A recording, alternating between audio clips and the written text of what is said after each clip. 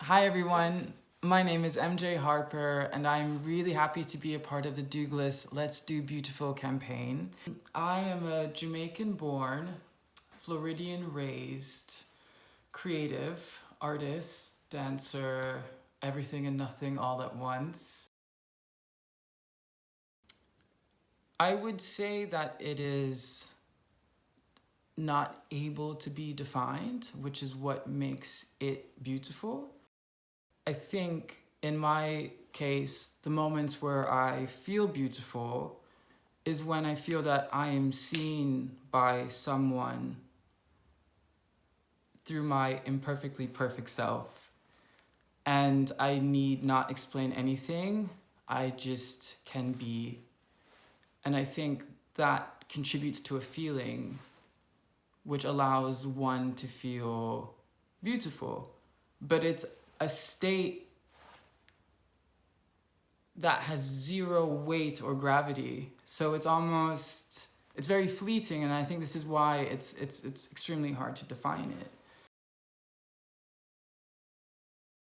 I think it's interesting as a species to see where we have arrived and the standards to what has been projected onto us to understand how the world is, was, could be, and how it leads to essentially destruction. Because to look at a dog and tell the dog, oh, you should have your eye over here, or you should have your tail, the dog just wants to be a dog, just as a bird wants to be a bird, or just as a tree returns every single season or doesn't return, But as a species, we've become masters at defining things, which essentially is the thing that kills beauty.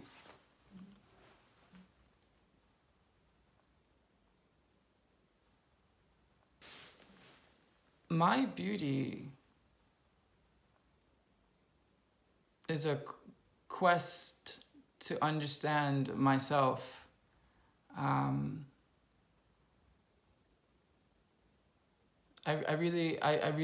think about this, and I realize that maybe what it is that people find beautiful in me is that I'm still trying to understand what that means to be beautiful, because it doesn't make sense to me. And I haven't been able to see it in the ways that other people see it. So I'm all at once, taken aback every single time that I'm graced with someone, deciding that they feel beauty from me. Yes, my message would be to hold space for grace with your presence. Um, I think if we could all hold greater space for ourselves first and foremost, but if you can hold space for grace and be present in that space, then you can hopefully hold space for other people. And if you can hold space for other people, then you can hold space for communities with new ideas. You can hold space for seasons, you can hold space for nature, you can hold space for, it goes on and on and on. Yeah, it's none of those things because they're all going to leave me at some point. And no one knows what, tomorrow brings, or not even the next hour, and we don't own anything, so to say it's my eyes, and one day I'm a different person. One day I'm really attracted to something on my body, and then the next day I'm not attracted, and I find that I find that dance really fascinating because it's not consistent. So in my head, I can't say that there's just one thing that I find beautiful, because I don't know what tomorrow will bring, and I don't know how I'm going to feel, But I think that to me is really beautiful, in my world, this idea of things just being very fleeting, and whenever it's with you, it's with you, and then when it's not, it's not. And the grace in being able to accept that, I think that's also a state of beauty. I try. I try. I live by, I trust in a feeling. And so I live by feeling. And I could say that that is living by beauty, trusting in feelings. I would like to see the future of beauty open itself up to the unknown. And again, for space and for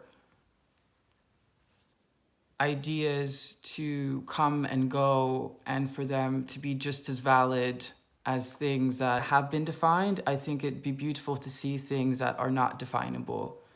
So that includes and largely relates to the fact that we are these beings that are constantly shifting. Every single second we're a different person. So to be able to see individuals express themselves on a day-to-day basis however they feel, without any judgment or without any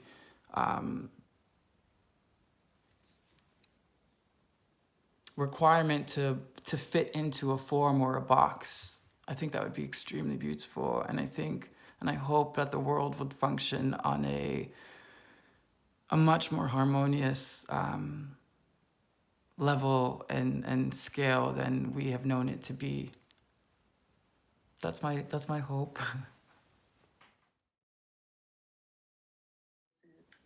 That's my hope.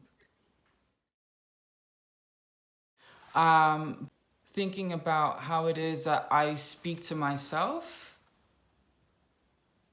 and how I then can share that with others in a way that will help others work through things that were very hard for me to work through, and that are still very hard for me to work through. But with time, the attempt to be gentle and kinder to myself, I've noticed a difference in what it has done for me, not only personally, but also professionally.